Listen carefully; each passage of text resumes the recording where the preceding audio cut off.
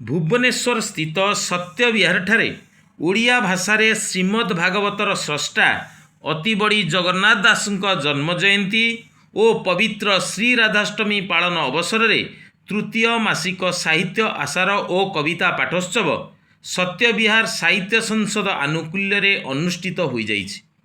साहित्य संसदर उपसभापति प्राध्यापक डॉक्टर सुरेंद्रनाथ त्रिपाठी अध्यक्षतार अनुष्ठित यह उत्सव रे लब्ध प्रतिष्ठित साहित्यिक श्रीमद् भागवत और गीतार प्रवचक प्रोफेसर डॉक्टर निरंजन साहू मुख्य अतिथि रूपे जोगदे श्रीमद् भागवत और श्रीमद् गीता एवं श्रीराधांक उपरे सारगर्भक वक्तव्य प्रदान करथिले।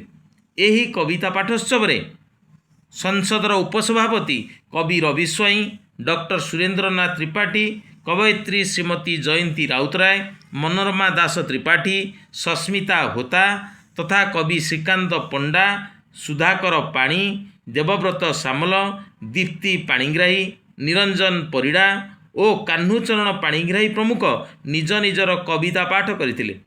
सत्य विहार साहित्य संसदर संपादक कान्हुचरण पाणिग्राही अनुष्ठानर विवरणी पाठ करी अतिथि परिचय देइथिला बेले सत्य विहार सीनियर सिटीजन क्लबर संपादक लक्ष्मीधर मल्लिक अन्यतम अतिथि भाव जोग देइथिले। शेषरे वरिष्ठ नागरिक अशोक कुमार साहू समस्त को धन्यवाद देइथिले।